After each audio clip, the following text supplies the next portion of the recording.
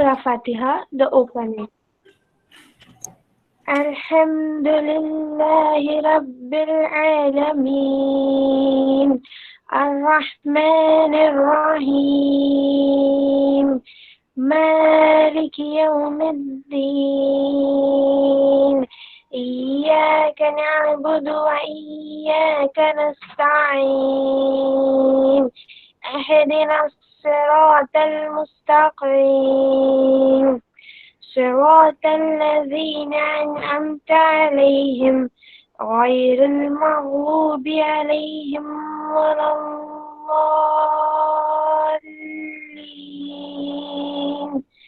Ameen. The translation. With the name of Allah, the most gracious, the ever merciful. All type of perfect and true praise belongs to Allah alone, the Lord of the worlds, the most gracious, the ever merciful, Master of the day of requital.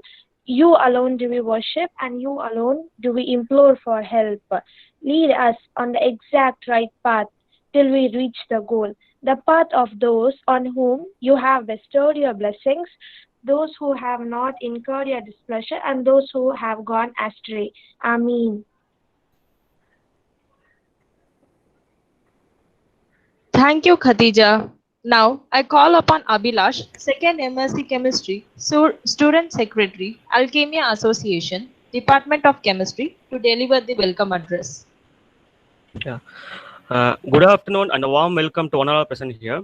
With immense pleasure and happiness, I welcome you to the inaugural session of Alchemia Association, the student association of our department. I'm glad to meet you through this online platform during this pandemic period. In our culture, we used to quote the guest as Aditi Devo Bhava, which means they are special to us. I am delighted to welcome our special guest, Dr. Tiloshan Mishra. He is the Senior Principal Scientist and Professor, CSIR National Metallurgical Laboratory, Jamshedpur. I welcome you, sir. Then, buildings are not built without the pillars. So I welcome with due respect and honor the two leaders of our department, Dr. S. Kutirani, Professor and Dean of School of Physical and Chemical Sciences, Dr. D. Ishwaramurthy, Head of the Professor and Head of Department of Chemistry. I extend my warm welcome to Dr. Noor Rahman, Assistant Professor, Senior Grade, the coordinator of our Alchemia Association. And I'm happy to greet the igniters of our mind, that is none other than our staff members, and I welcome our research scholars. Last but not least, I am very happy and contented to welcome my classmates for this inaugural webinar program. Thank you. Okay. Thank you, Abhilash. I request the coordinator of this program, Dr. Noorahman Ahrar Mundari, Assistant Professor, Senior Grade, Department of Chemistry, to explain about the Alchemia Association. All the students and guests and our colleagues. This Alchemia Association is a student association formed to enrich the overall personality and interpersonal skill of our MSc students. And the basic motive of this association is to create a fantastic exposure to all the students in all the domains of co-curricular as well as extracurricular aspects by means of conducting various events and competitions. And the vision of this association is to build a strong confidence among the students and to prepare them to be an ideal candidate to work in reputed organization as well as to do higher studies. And this association mainly stresses upon activities which enhance the oratorical skill, team performance, individuality, and uniqueness. Then language proficiency also, character enrichment, etc. These are the activities for which we are conducting the programs, and regularly we are going to conduct monthly activities to achieve these goals. And the activities which we are proposing is Crescues, sketch flyer, Cambridge, e-memes, designing the brochure, photography, model making. In this model making, it may be demonstrative as well as working model. Then cross-link fast titration, mystery behind the chemistry, etc. So with these words, I thank all the students and I hope that today's lecture will be very informative for all of us. Thank you. Thank you, sir. We are honored to have an eminent speaker, Dr. Trilochan Mishra, sir, Senior Principal Scientist and Professor, ACSIR, CSIR National Metallurgy Laboratory, Jamshedpur, for the inaugural lecture for the academic year 2020 to 2021, Alchemia Association, Department of Chemistry. And I call upon Bharat, second MSc Chemistry student, to introduce our resource person. A very warm welcome to everyone. Let me introduce the speaker of this event today, Dr. Trilochan Mishra, Senior Principal Scientist and Professor at Academy of Scientific and Innovative Research, CSIR, National Metallurgical Laboratory, Jamshedpur. He did his Masters and PhD in Utkal University, Bhubaneswar. At present, he is a Senior Principal and Scientist at Academy of Scientific and Innovative Research, Jamshedpur. His area of interest includes material and surface chemistry, solar photocatalysis, corrosion inhibitor coating, and nanomaterial development. In addition, he has 56 CSI journals and 2 book chapters. He also has 6 national and 2 international patents. He was associated editor of Frontier in Chemistry 2016 to 18 and also guest editor of a special volume on layered clay material for functional applications. He also has won significant awards and honors, which as follows. He has qualified both CSIR NET and GATE, Young Chemist Award by Orissa Chemical Society, invited member of Reader Panel of Nature Journal, biography published in Marcus Woos Who of Scientific Research 2011, Nijavan Award 2011 for Best Publication, Raman Fellow of CSIR at FAU, Germany during 2013, Shilabhadra Prize for Best in House Project of 2014, Fellow of Royal Society of Chemistry, London, 2015. He was a member of many important committees, such as member of Bureau of Indian Standards for Inorganic Chemical Section Committee, editorial board member of International Journal of Materials and Chemistry, and American Journal of Physical Chemistry, editorial board member of Open Chemical Engineering Journal and current Graphene Science, member of a board of studies of C.V. Raman College of Engineering, Bhubaneswar. I am very glad that Dr. Trilochan Mishra is present here today for the inaugural lecture of academic year 2020 to 21 through this online platform. He is going to give a little talk about photocatalysis, past, present, and future. Once again, I welcome you all to this inaugural function. Thank you. Thank you, Bharat. Now, I hand over the session to the resource person. Sir. Okay. Good afternoon to everybody. Aman, can you start?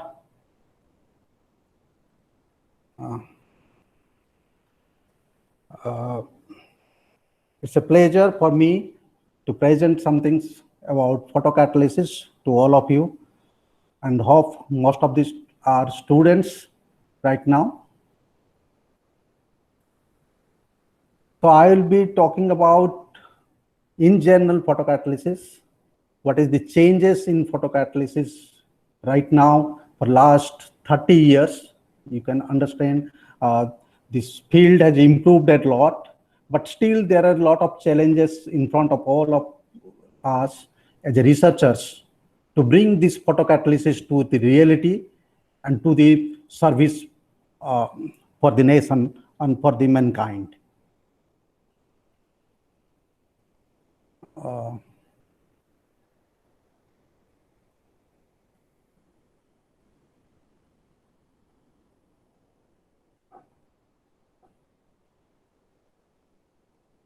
Okay.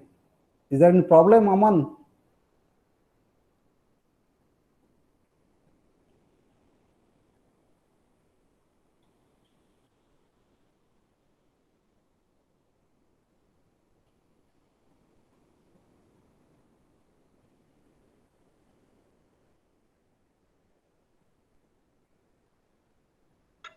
You are able to see the slides, sir? Not now. Let me. Okay.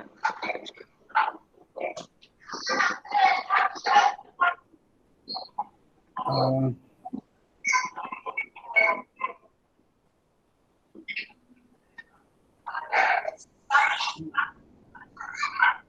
No, it's coming. your page is coming, but not the slides. Your document page is coming. Okay. Now, Not yet. Not yet.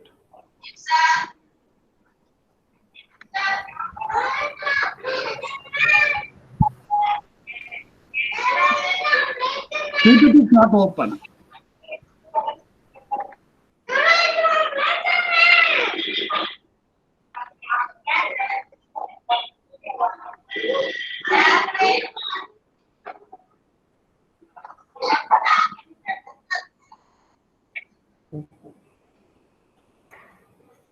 You are also facing the same problem. now you are getting. Not yet.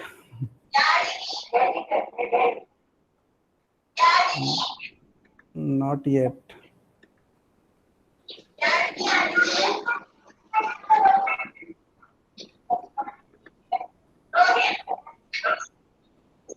No. You may see little bit wet because it is showing you are presenting, but slides are not there. You are not able to see the slides. That's the major problem.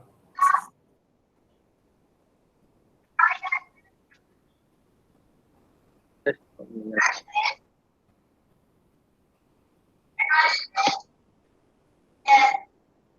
Is it visible to others?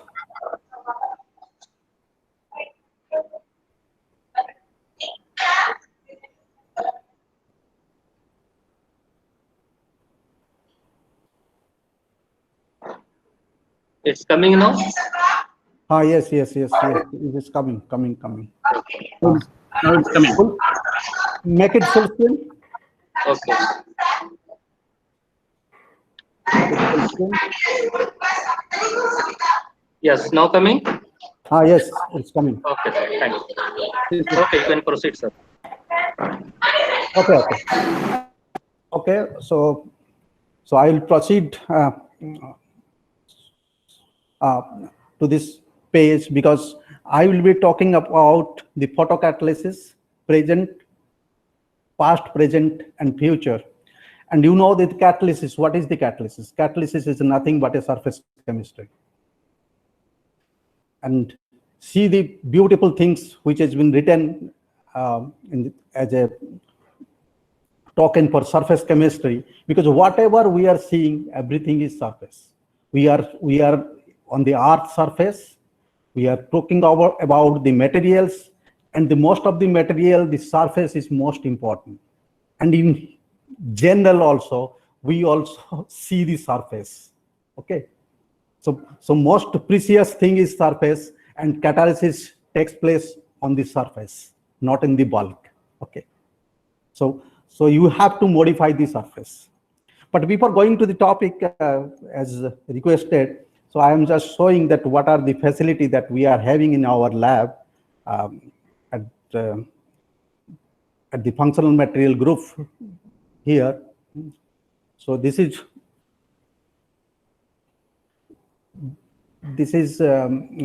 FTIR and XPS. We are also handling XPS. So that's a very good tool for the surface chemistry and for the surface analysis of material. Then we have Raman. So newly we have installed a Raman spectroscopy. That is a confocal Raman. And in addition, we have BET surface area pore size distributions. Because this equipment generally we use, and in addition, we have UV visuals for solid state spectra. Okay, move on. So this is the overview of my lecture. So I will be talking about photocatalysis and different types. Then what are the material modifications that people have already tried to enhance the activity, to enhance the charge separations. What are the basic things? And starting with oxide material, then the doped material, then magnetic photocatalysis. Then it comes the heterostructure materials, which include jet schemes, type 1, type 2, so, and with mechanism. And in applications, in general, photocatalysis is used for organic decompositions, even in certain cases, the reductions of metal ions. And the interesting is the water splitting to produce green hydrogens. And then the challenging area further and future. Okay, so I will talk about this thing. So it start with photocatalysis, then I will start with photosynthesis, because all scientific things, thoughts are mostly inspired by the natures. And in nature, everybody sees that the photosynthesis is day-to-day activity by the plant. What the plant do with the photosynthesis?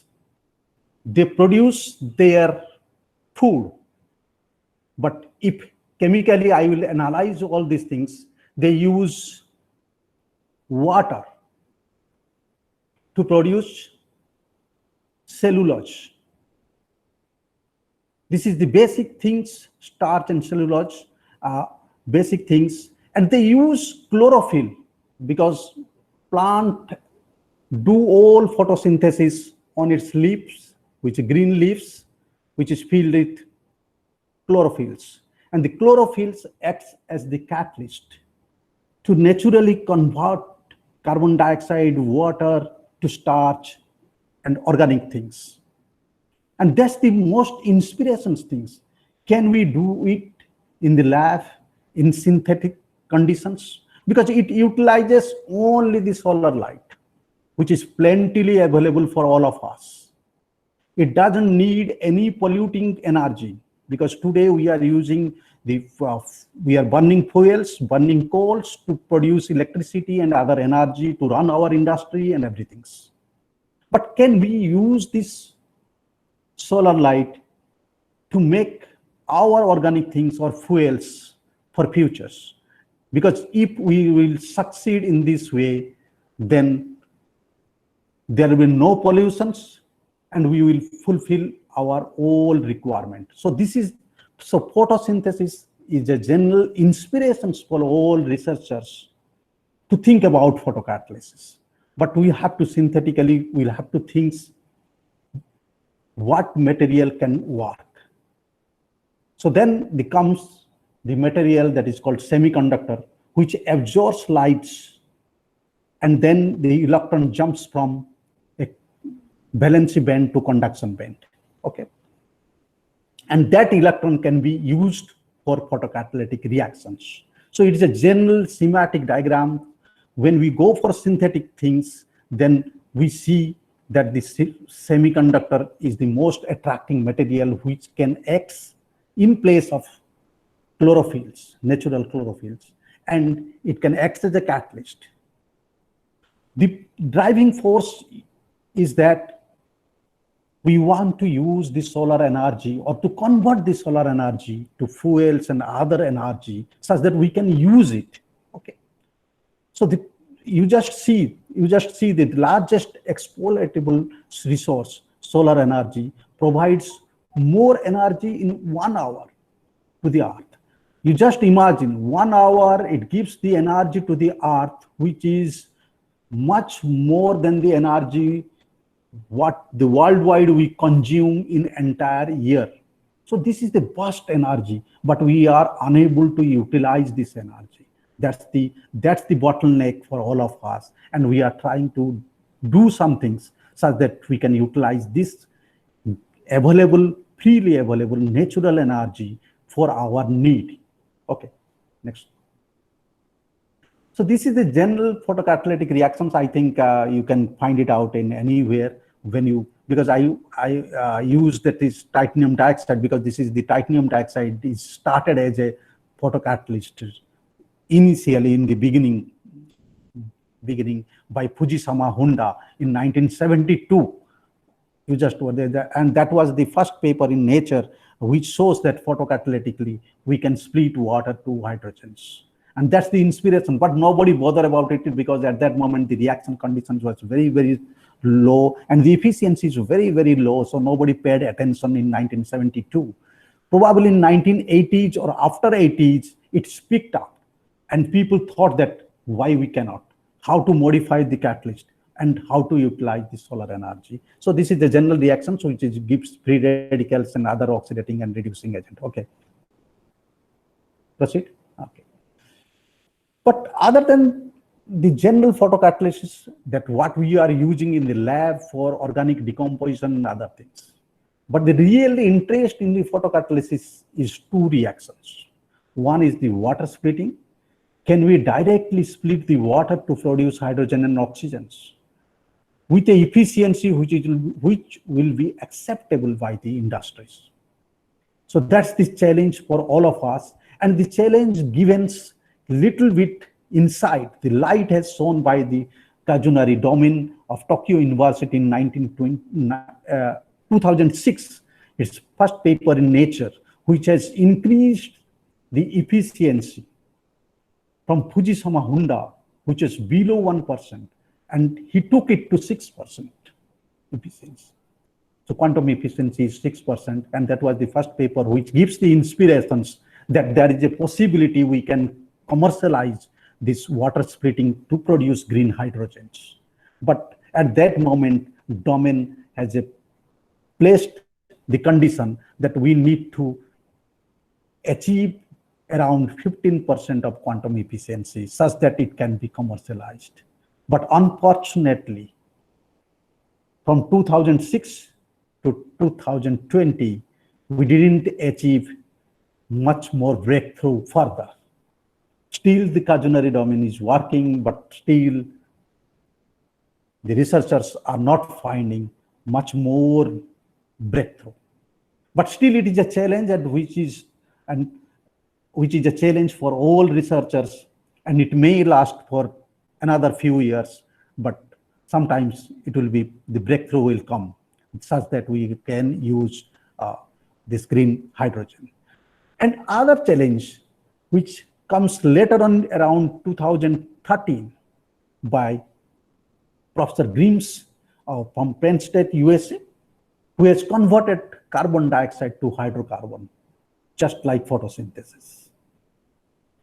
But it's a more difficult reaction because carbon dioxide to methane, if you think about, it's an 8-electron process. It's a very, very difficult process. But thereafter, people picked up, and now the efficiency has been a little bit increased, no doubt about it. But there's other playing because direct photocatalysis, and now people are using electrophotocatalysis or photoelectrocatalysis for all these reactions. And still people are trying to achieve much more efficiency such that it will be applicable in the normal life. Okay, go.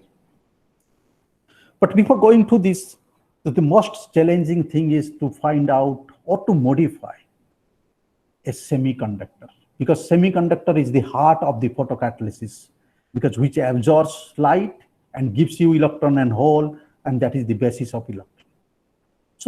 So every day we are going on inventing new materials, and this is a general picture what type of material we have, what is the potential energy, conduction band potential and the valence band potential. So because these potentials are also important to carry out a specific reactions.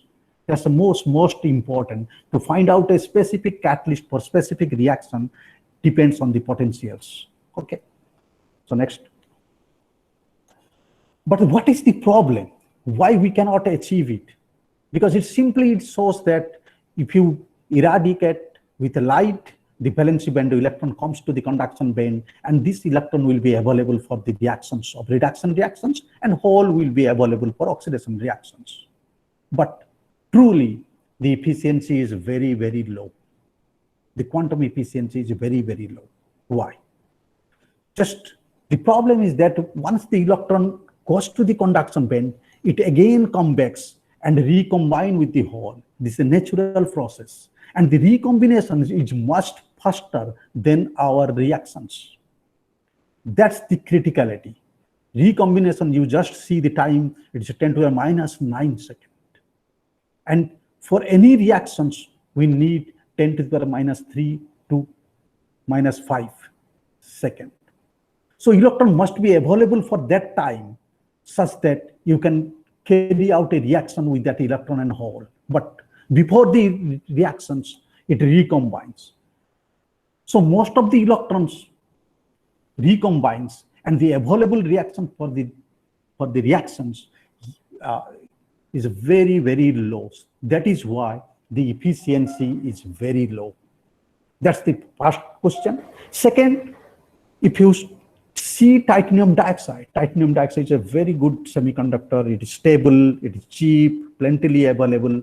But if you see the band gap of this semiconductor, it only absorbs around 380 nanometer, which is under UV light. And because our intention is to use the solar spectrum, which is above 400 to near IR. So we need a catalyst we can absorb this light such that you can conduct so many type of reactions. So that's way titanium dioxide is failing. It's a very good catalyst if you eradicate with UV light, but for solar light, it's a very, very low because solar light contains very little UV light, so you are not bothered about.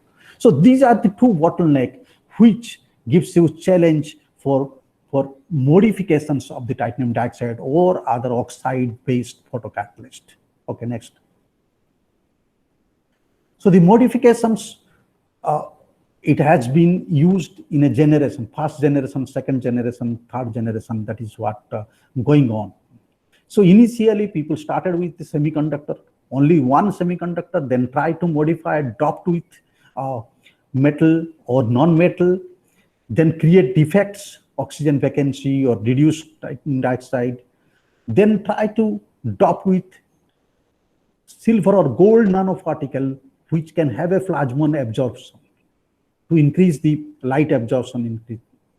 And then comes the heterojunctions. Heterojunction is a composite catalyst.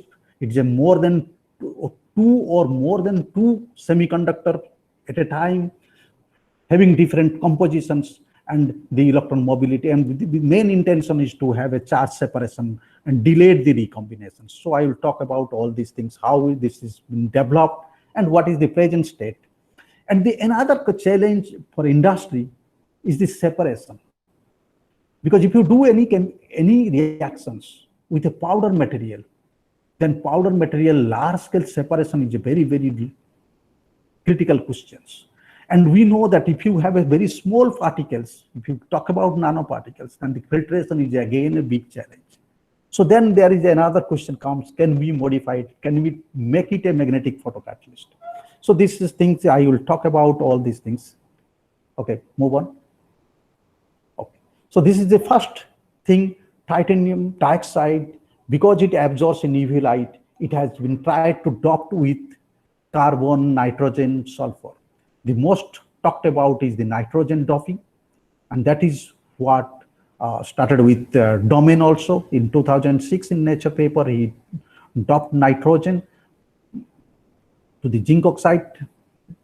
It's a mixed oxide type of material. So this nitrogen doping, what it does, it increases the potential of valency band such that the band gap is reduced, even reduced below 3 electron volt, such that it can absorb within the visible light range.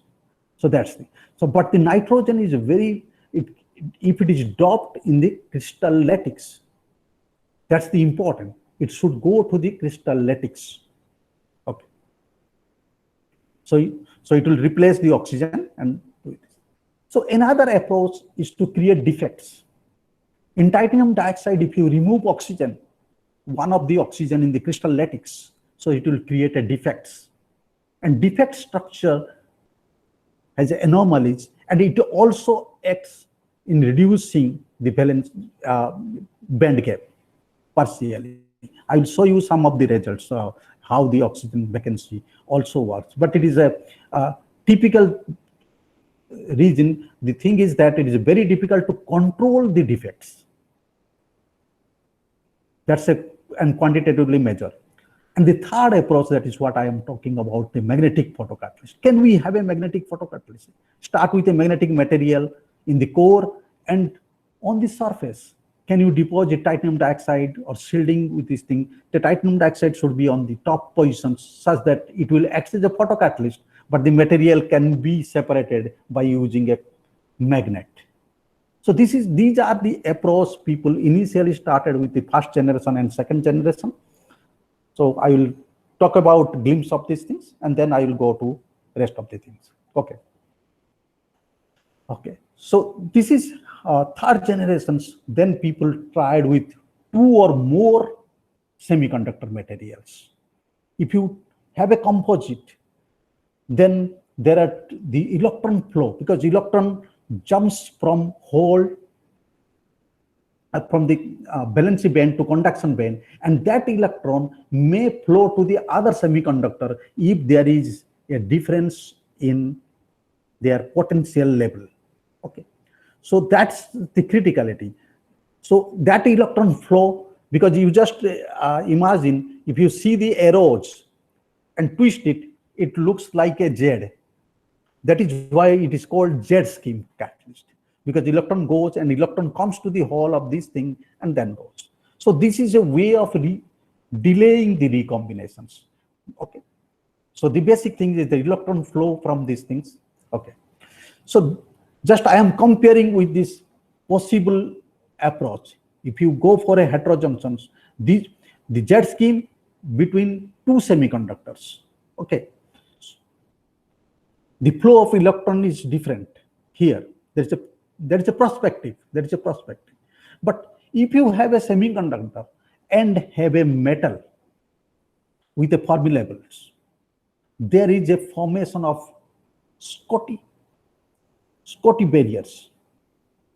So that Schottky barriers will act as a partial separations of hole and electron. So one side you will find there's plenty of electron which is available on the conduction band of the metal. So reaction can take place here only, and hole are available with the semiconductors.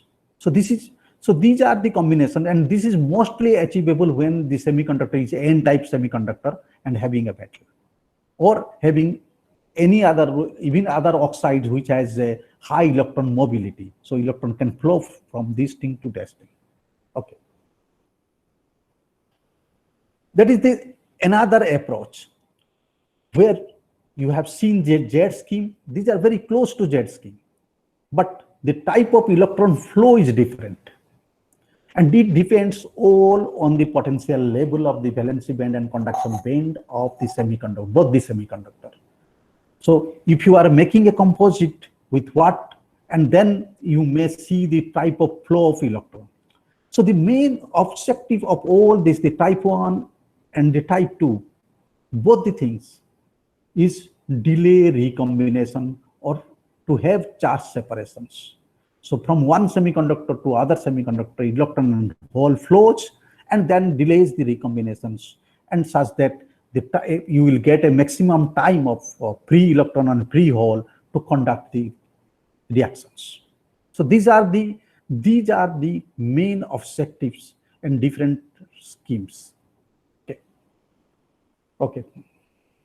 So before going to certain results, because these are the general basic approach what the researchers are using. Okay. So before going to these things, okay, just Aman Dove. So just to relax you all, because you are all chemistry students, so I just want to say that the chemistry without catalysis would be a sword without handle.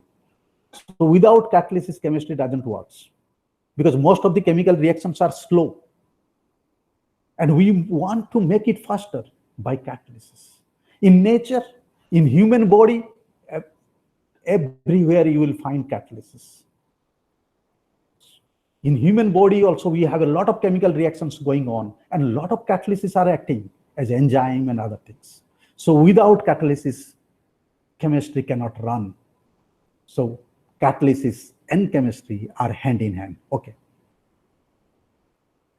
So I will just start with our old work, where even your Professor Aman was involved in this work. So started with these modifications of titanium dioxides with low amount of other oxides. The basic things is that if you add little bit other oxides, then you can stabilize the phase, you can retain the surface area for high, and also the visible light absorption limit also extends. So this is one type of doping small amount of other metal ions with the titanium dioxides. And then we have seen that how it changes. But typically the particles here, the particles are spherical of 1 micron size, because and the sphericity remains, but the pores and the porosity and the typically, if you see the enartage page, titanium dioxide has 3 phases typically: briquette, rutile, enartage. Enartage is stable at a low temperature, but as a photocatalysis, enartage is the most active one. But in general, if you heat it above 500 degrees centigrade, most of the enartage will convert to rutile, and rutile is not a good photocatalyst. So to retain this at high temperature, if you dock with certain metal ion, then even you can retain the enartage phase up to 900 degrees centigrade. That's what we have shown. Okay, next. So I am just giving you example, because photocatalysis is generally used for oxidation and reduction, because you have both the things. You have a hole, you have an electron. Okay. So for oxidations, hole is active. For reduction, electron is active. So we have used reactions also, which is very limited studied, because most of the people studied the oxidation reactions. The reduction reactions is not well studied initially. So we try to study the reductions of lead and cadmium, and we have seen with this modified material, we can also reduce the lead cadmium, which are toxic metals. Okay. And these doped materials performs much better. Okay.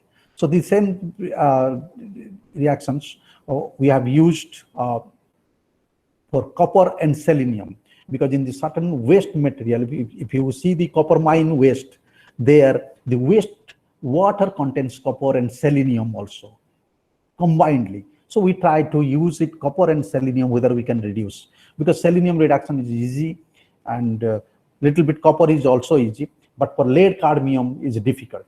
So different approach you have to take it to achieve the better reduction reactions. Okay, next. So this is the effect of pH on copper selenium reductions. Okay, if you change the pH, you see the reduction is better at higher pH, but in lower pH, reduction is minimum. Why? Because in the lower pH, the metal ion, when you go for reduction of metal ion, copper reduced to copper metal and deposited on the catalyst surface. If the pH is less than 3, again the copper try to leach out and comes to copper ion because of the high acidity of the solutions. So it is very difficult to reduce.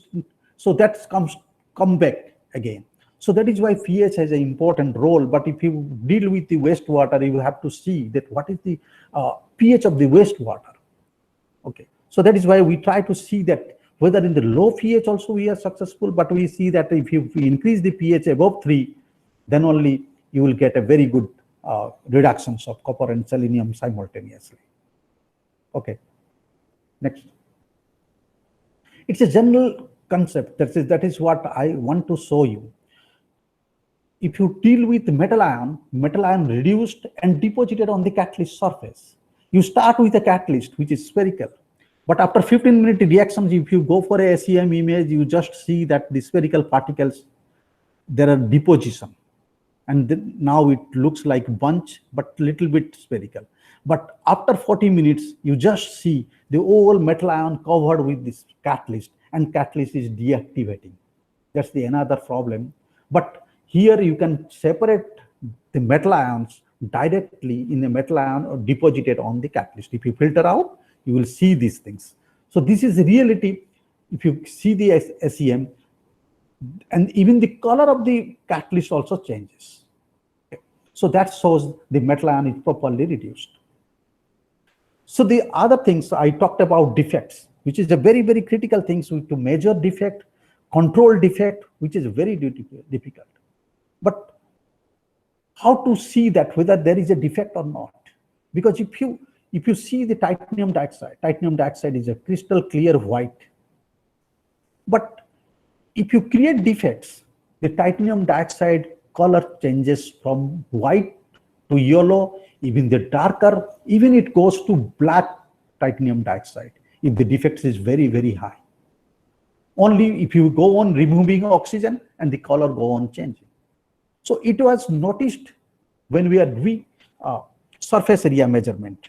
During surface area measurement, we have to degas. When we are heating under vacuum, the titanium dioxide at elevated temperatures, we see that the change of the color of the titanium dioxide, white to yellow. Okay, so that's, and then we try to see in XPS. XPS is a very good tool to measure all these things. And we see the oxygen, this is the oxygen peak. You see there is a little bit humps we are noticing. Then we try to capitalize on these things. Okay, next, goes to next slide. Just you see. So this is same titanium dioxide. And now this you can little bit, I don't know whether you are seeing it not, it's not white, it's a yellowish titanium dioxide. And here we have shown you the XPS. It is under vacuum at different temperature. If you go on heating under vacuum at different temperature, there is a peak in 532 around, which is becoming prominent. If you fit it, there will be a peak. Okay, so this signifies the defects. And later on, we have published with other paper from XPS, we have shown the defects. And probably possibly that is the first time we have shown from XPS in oxygen 1s spectra, you can notice the defects. Okay, so this is another material, that is what I was talking about. That was, I talked about pure titanium dioxide. Then we tried with titanium dioxide with a little bit zirconium dioxide. So initially we have a mixed oxide. We have seen that the surface area and other things are good when you little bit add 5 to 10% zirconium oxides. And then we try to dope with nitrogen.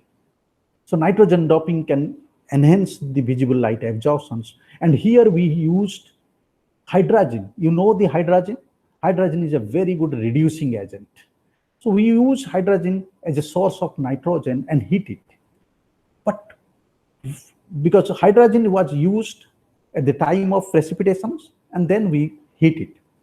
We have seen the beautiful, you see the surface area value. Simple titanium zirconia, this is 130 meters square per gram. But when we give hydrogen at a typical ratio, we see that after 400 degree Celsius, the surface area increases even up to around 300 meters square per gram. What is happening? The happening thing is that the hydrogen is trapped inside the lattice when it's a precipitating, gel precipitation. And when you heat it, that hydrogen breaks, decomposes, goes out, creates the voids, very, very small voids, which is in angstrom, and that add on to the surface area. So this increases the porosity, and also whether it does the doping, because our intention was to have the doping. Okay, so you see this material, these are all TM image, again goes to the next slide. Okay, just you see this, these are beautiful colors. Started with titanium zirconium, which is crystal clear white. Then we heat it with little bit hydrogen, then hydrogen concentration is increased, and accordingly, the color of the substance become darker.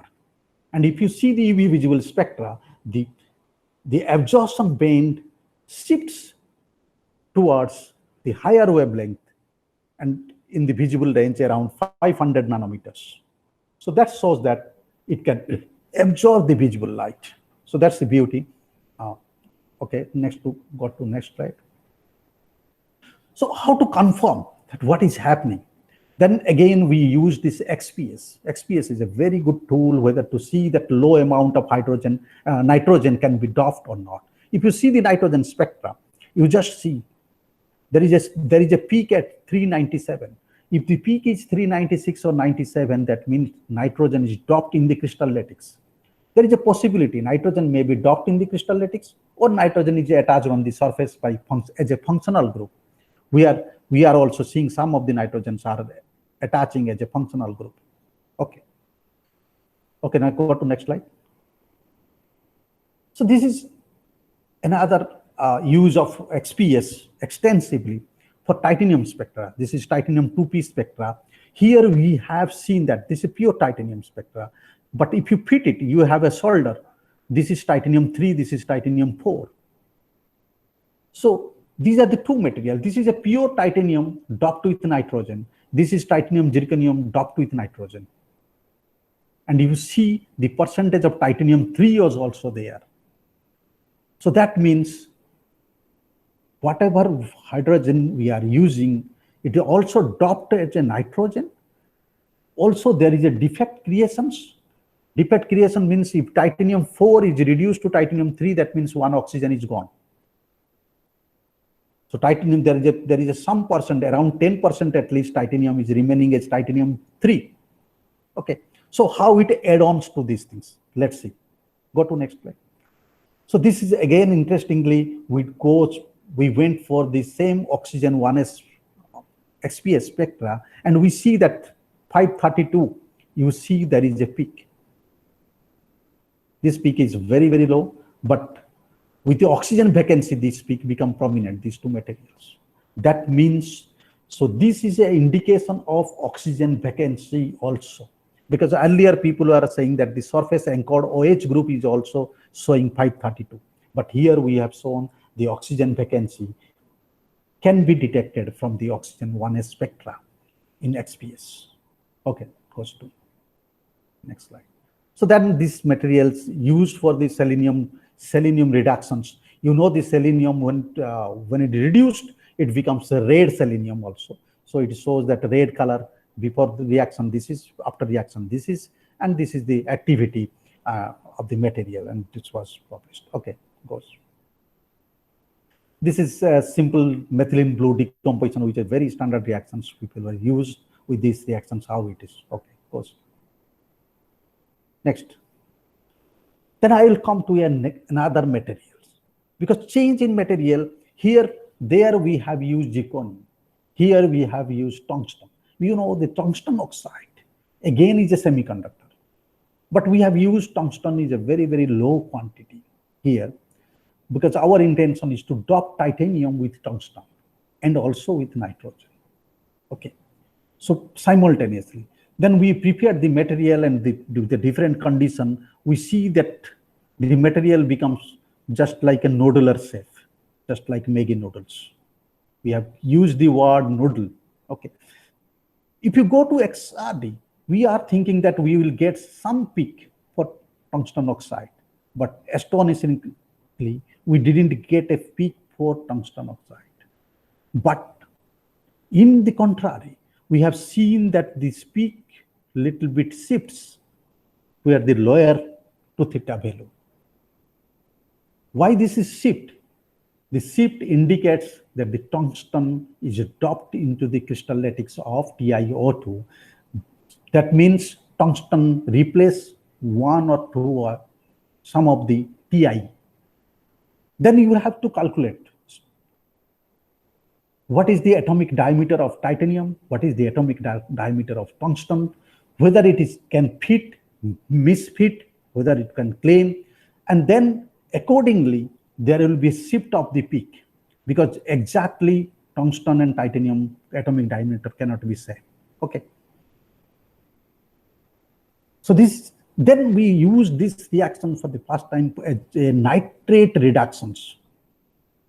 Okay, so this is a interesting reactions. If you go on reducing nitrate, then you will first come across nitrite, then ammonia, and then it can goes to even simple nitrogen gas. And we have tried to see that what we are getting out of these reactions. And we have seen that a very good reactions is taking place. If you see the nitrate conversion, we can achieve even up to close to 100% nitrate conversions.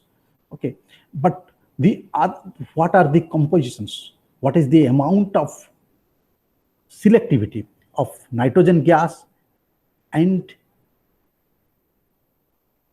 the most of these things here is coming as ammonia, because first reaction will be nitrite will convert to ammonia, but nitrogen gas very, very little.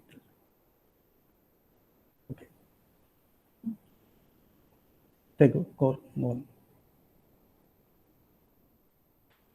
So this is the that is what I told you, the first generation and second generation. These are the material with the dropped material.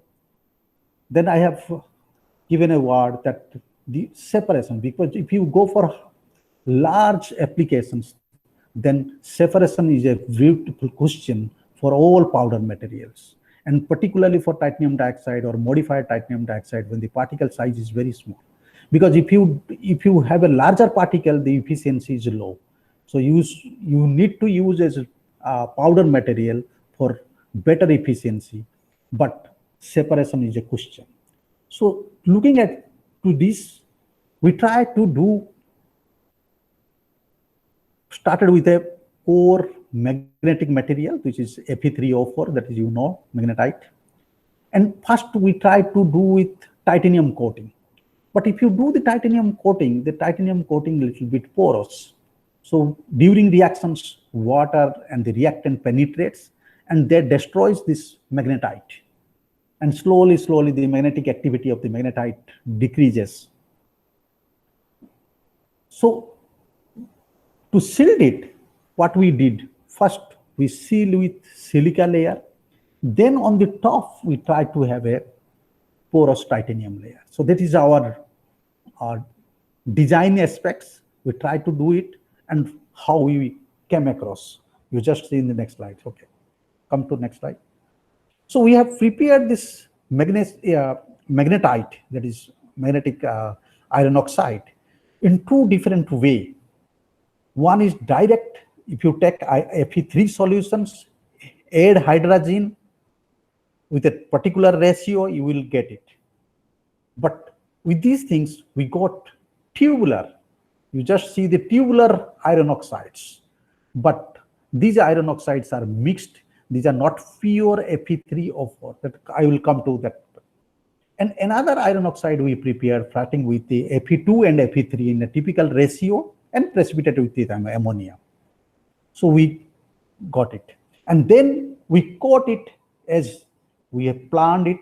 We coat it with silica and coat it with titanium dioxide. And these two images are showing that coated material. This is not the pure material. This is the coated materials. Okay, now go to the next slide. So if you see the magnetic moment, if you prepare iron oxide with a hydrogen, the highest magnetic moment is 20 EMU per gram. That shows that there are plenty of iron oxides, that is Fe2O3 is also present, which is not magnetic. But if you prepare from Fe3 and Fe2 with the ratio, then you can go up to beyond 60, that is around 66 EMU per gram, which is quite magnetic. And then if you go for coating, here, if you go for coating, that the magnetic moment reduces to a very low level such that the magnetic separation is not easy. But with this material, we can achieve in the final condition 7.2 EMU per gram, which is enough for magnetic separation. I have shown you two images. It is during reactions, and after reaction, if you put a magnet, all particles comes to one side, you can decant or whatever it may be. This is very easy to do the magnetic separations and helps in magnetic separations. Okay, so this is our thoughts, and then we thought that the material is really whatever we have planned, it's material we have achieved, and then we use these things for paranitrophenol decompositions, reactions, and we have seen that this material is able to decompose the paranitrophenol. Here, this is the material which is not doped with nitrogen. This is the reaction with doped nitrogens, because titanium silicon, that is titanium dioxide, silicon dioxide coated magnetic material, then at last we try to dope with nitrogen, and then you use this both the material in a visible light reactions.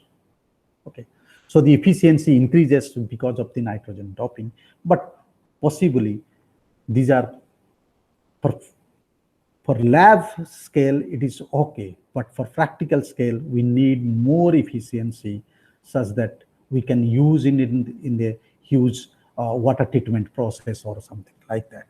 Okay. So this is the reaction mechanism that what we have proposed within these photocatalytic reactions with the OH free radical formations, and we try to show that how it goes to ring opening also, because benzene ring opening or ring decomposition is not a very easy task. Okay, go to next slide. So before this is thing that I just want to show that what is this hydrogen, because you know that the green hydrogen is a very, very important thing for everybody. This is a hydrogen future. That is what I want to say. That, and this is the written the things. Can you read it? All these things.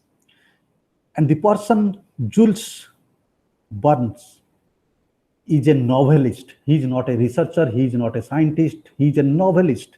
And he predicted at 1870 that one day water will solve your energy. Just imagine, this is the things. He's a novelist. He never thought of photocatalysis, nothing, but he predicted this line in his novel that water will solve all these things. One day we will split the water and do these things. That's a very interesting, inspirational thoughts. Probably he can vision before more than 100 years. Okay, go to next slide.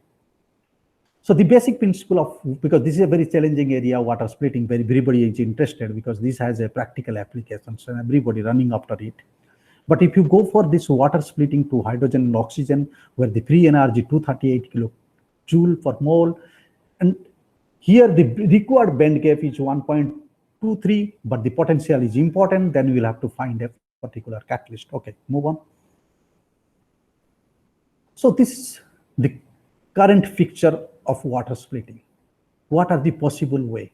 Electrolysis, everybody knows. In the school, we have seen that if you pass current with the water, then you can split water to oxygen and hydrogen. Then pass current means you have to apply energy. How it can be done?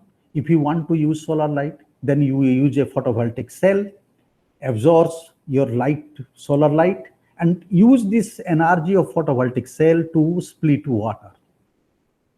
This is possible, but if you calculate energetically, this is not much beneficial, but still it is projected as one of the options for large-scale applications at present.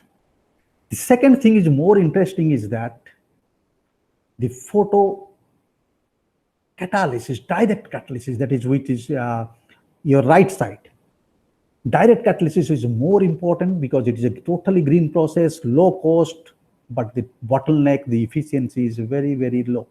So now the scientist has come up with a modified hybrid one, that is photoelectrochemical, where you have to use a little bit small energy bias, use photo energy, and have a better efficiency, where efficiency is better, but the question is that the catalyst stability, because catalyst here will be used as a electrode, and the stability of the electrode is a question for long run for large scale applications.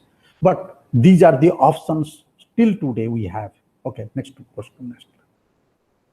So in our lab, we have started with some materials to initially see that how water splitting can be done.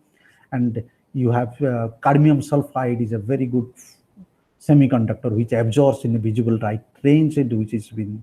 So we try to do the modification with cadmium sulfide, with titanium dioxide, these things, and see that. But we didn't see there is an increase in water splitting activity, no doubt, but it is not true enough for the present things. But the pure titanium does very, very low water splitting activity, which is 8 micromole per hour. Okay, next to blow slide.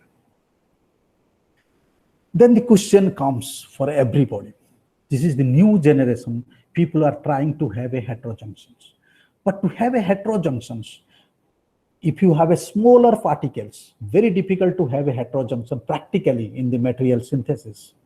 But if you have a 2D material, which is sheet-like structures, which is XY axis, it is in micron size, they are depositing other semiconductor is very, very easy.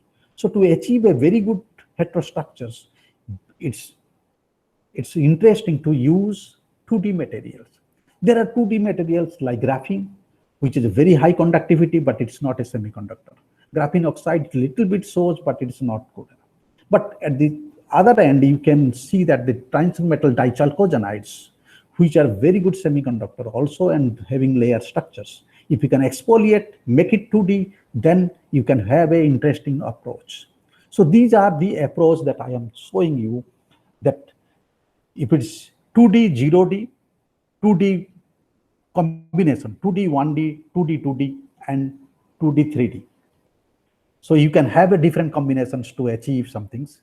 So one thing that we try to do with the graphenes, you just see, this is a P0 separate iron oxide. Iron oxide is also semiconductor. It's also used, but not so stable in water, with a little bit lower pH, oxidation reduction, so leaching is too. But it is a good catalyst, so many people are using it. We try to do this P0 separate, these things with the graphene, but you know that the conductivity is very high in graphene, such that the electron hole after separation, so electron can easily flow out of the conduction band.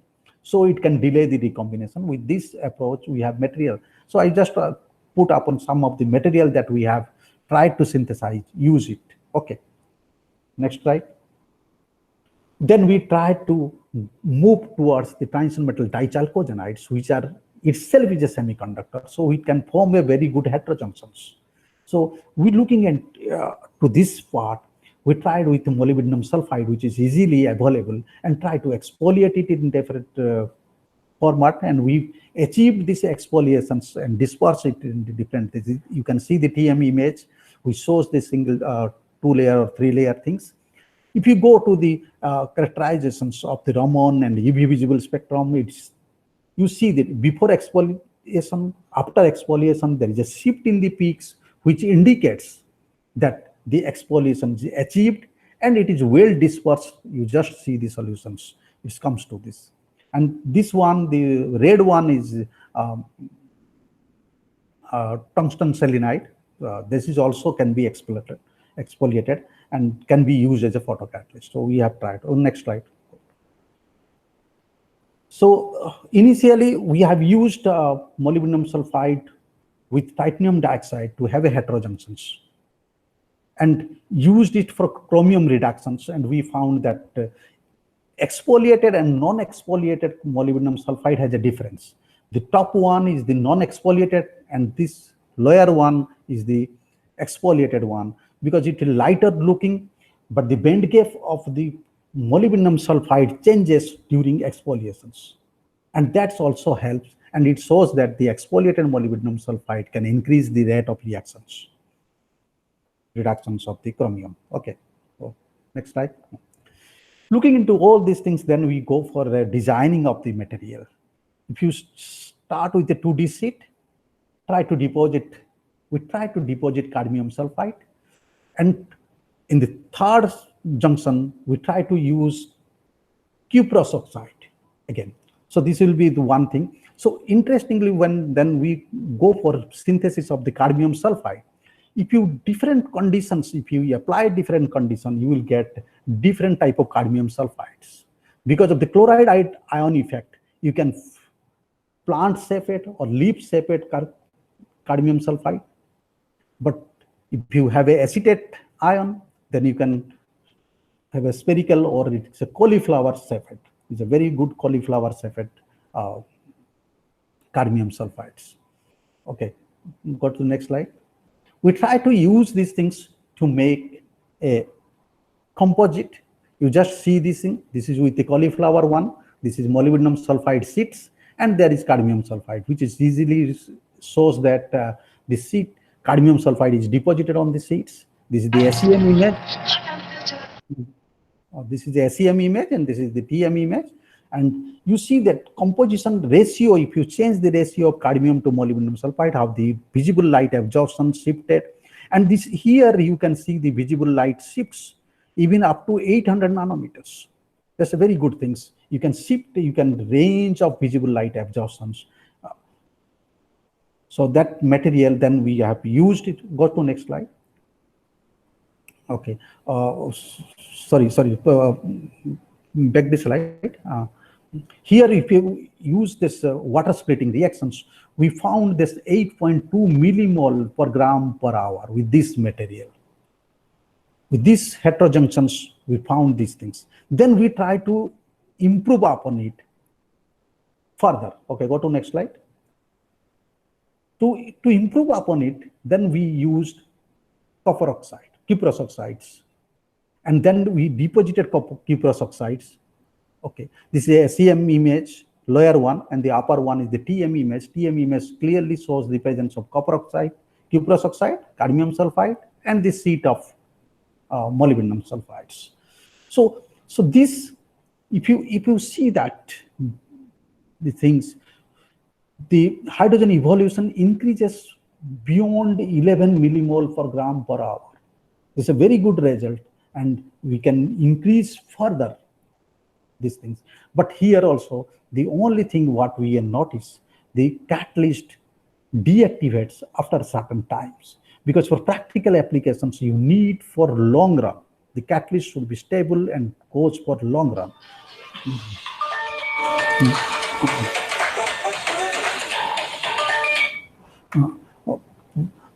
So just moving on, just you see that why there is an increase. If you see this, all the three materials are semiconductor. One is p-type, one is n-type, another is n-type. So it forms NP-PN. So PN junction. So it's called a dual PN junctions. So possibly the dual PN junction again redistribute the electron and delayed the recombination much further to increase the rate of reactions or the efficiency of hydrogen evolution. That is what we have seen. And once we have tried for repeatability, the repeatability is good. But for if you run this material for continuous for 5 hours or 10 hours, then there is a little bit decrease in activity. So that's the practicality.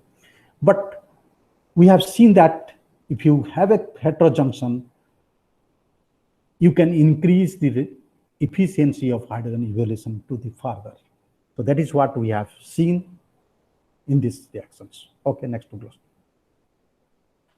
So before ending, just I'll have to little bit speak about another material, very interesting material, that is a MagZine. MagZine is nothing but is a metal carbides or nitrides. It's a very new material that's come into picture, and this is invented by the person that is Yuri Gogotis in 2011-12. This first paper comes. Now people are using this material. Is a lot of new things. But for photocatalysis, why it is important? Because if you start with titanium carbide, it has a layer structure. You can make it a 2D materials. Okay, goes to the next slide. Because it's a titanium carbide, if you little bit aqueous solution, if you heat it or react it, it can form TiO2. And TiO2 can act as a photocatalyst. But as a whole, titanium carbide has a very high conductivity. So it can act as a sheet where the electron can flow easily. So this has both the advantage. So people try to utilize. So we have also tried to utilize it and deposit the same cadmium sulfide on the surface. You just see, before this thing, this was sheet-like structure, but after deposition, it becomes like this. Okay, and these cadmium sulfides are deposited, and it shows good hydrogen production rate.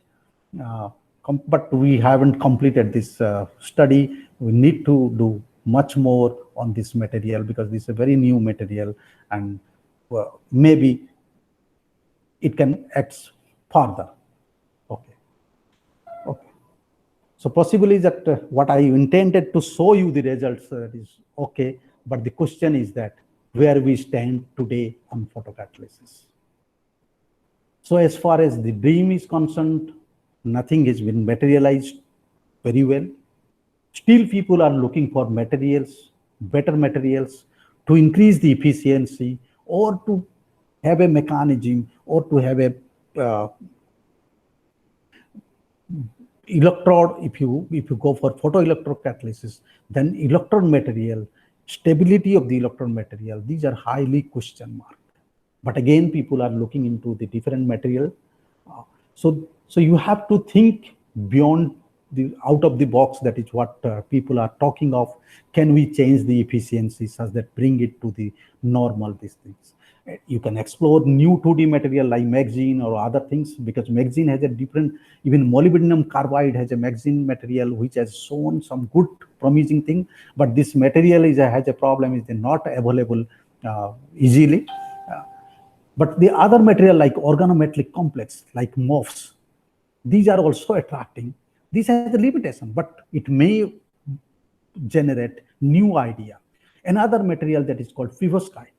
Now the perovskite for solar cell is a very, very good attraction point, and people are hardly working on these things. But can we use this perovskite as a photocatalyst? The question is the stability at present, but there is a possibility we can make it a stable perovskite such that it can be a very good photocatalyst. The other approach is the polymer photocatalyst. So these are coming into this new generation type of photocatalysts, and we have to have a composite using this new material to have a synergistic effect to increase the efficiency. The people, even other people, are thinking to do organic synthesis using photocatalysis, because photocatalysis does the oxidation and reactions. In organic synthesis also we use it. So these are the new thoughts, but nobody knows when we will see the actual light of the photocatalysis in the commercial arena. Okay, with these things, again, because this is my favorite slide always, I want to show everybody, because if you can achieve everything, so tomorrow it will be a house where everything will be reality. So carbon dioxide will be recycled to run your vehicle. We don't need to go to petrol pump.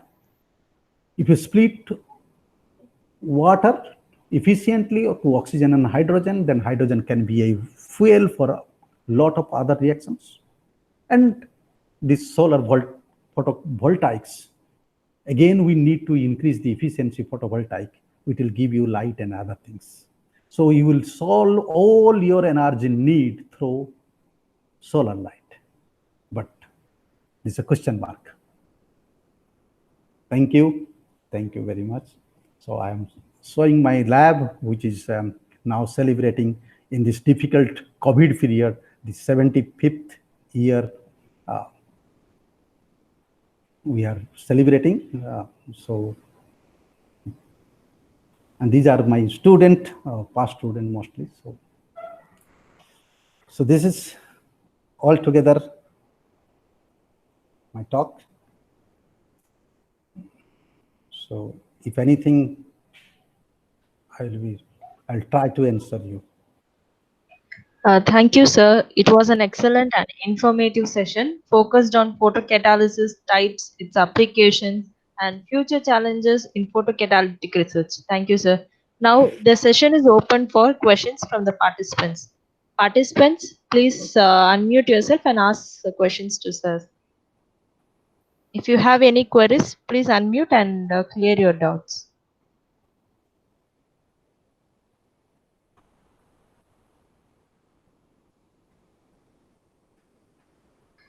or else you can also post your questions through chat box. Yeah. Sir, I have a doubt in that slide of organic nitro compound reduction. Sir, can you please show that slide? Okay. It was very fast. That's why I don't. Oh, I know it because. हाँ यहाँ पे नहीं ये नहीं sir थोड़ा आगे जाइए वही रिएक्शन में करना। हाँ। ये रिएक्शन में क्या होता है सर मुझे यहाँ पे डाउट हो जाता है मतलब देखो the problem is that you are decomposing because ultimately nitrophenol is decomposed to carbon dioxide and water, to be very frankly speaking. But how it is decomposing, that you have to predict, because generally benzene ring decomposition takes more energy, requires more energy. Okay. Yes. So it is very easy to convert nitrophenol to nitro group to amine group very easily, but further decomposition difficult. But how it is taking place, because purely only using hole and electron, it may not be achievable. That is what we want to show it, that because this hole and electron forms this OH free radical. You just see OH free radical is much more reactive. So that's possibly, that is a possible mechanism that we are showing, that because of this whole this free radical, we are getting carbon dioxide. Because in the output, whether this reaction happens in room temperature at normal conditions, or we have to incorporate any pressure conditions or what? No pressure, nothing. This is a photocatalysis. Beauty of the photocatalysis is that you have to only give the light. It's the room temperatures. Room temperatures means 30 to 35 degrees. That is what, because during reaction, little bit temperature increases. So it goes to 30 to 35 degrees centigrade. So this happens. And typically, this amine group formation is very easy. And if you see the reactant, the product, because all are not decomposed, but if some of these phenol benzene rings are decomposed, how? So that is the possible mechanism that what we have proposed, because to be very frankly speaking, to give you strongly that this is only happening, then we have to identify the intermediates, because these intermediates we are unable to identify, but this is a possible mechanism because it forms this OH free radical that is already proved by so many people during photocatalysis reactions. Thank you, sir. Thank you. Okay.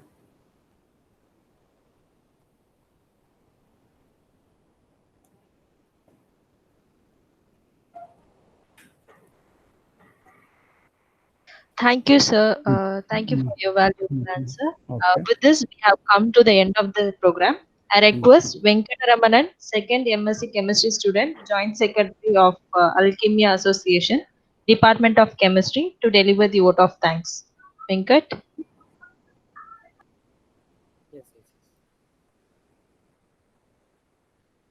अनेवरुक्कुम वणक्कम अंदरिकी नमस्कारम एल्लारुक्कुम नमस्कारम आप सबको नमस्कार है.